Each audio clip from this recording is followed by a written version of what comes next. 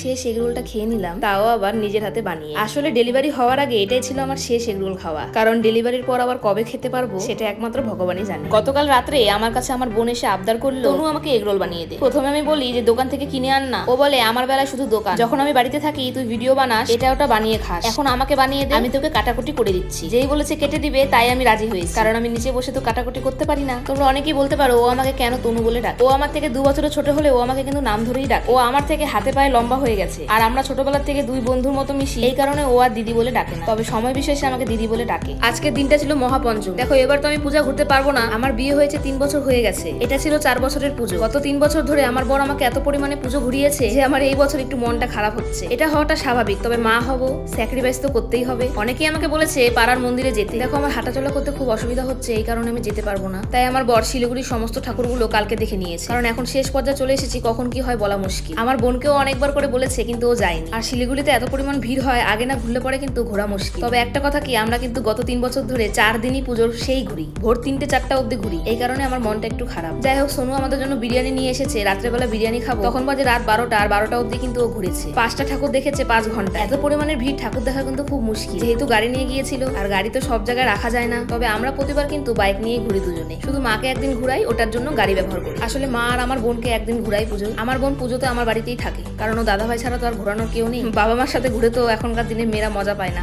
তাই প্রতিবার দিদি আর জামাইবাবু ওকে ঘোরায়। এবারও বলেছিল, গেল না। যখন আমার বর ঘুরে আসে তখন আমি ঘুমিয়ে পড়েছিলাম, ঘুম থেকে উঠে বিরিয়ানি খাচ্ছি, তাই বিভৎস লাগছে। আর আমার বোনের কিন্তু বিরিয়ানি খুব প্রিয়, আর ও দাদা ভাইকে বলে দিয়েছে আমি ঘুরতে যাবো না, আমার জন্য বিরিয়ানি আনবে। আর মা তো বিরিয়ানি খাবে না, তাই মার জন্য আনেনি। তোমাদের সবার পুজো ভালো কাটুক, সবাই ভালোভাবে ঘোরাফেরা করো, বাই।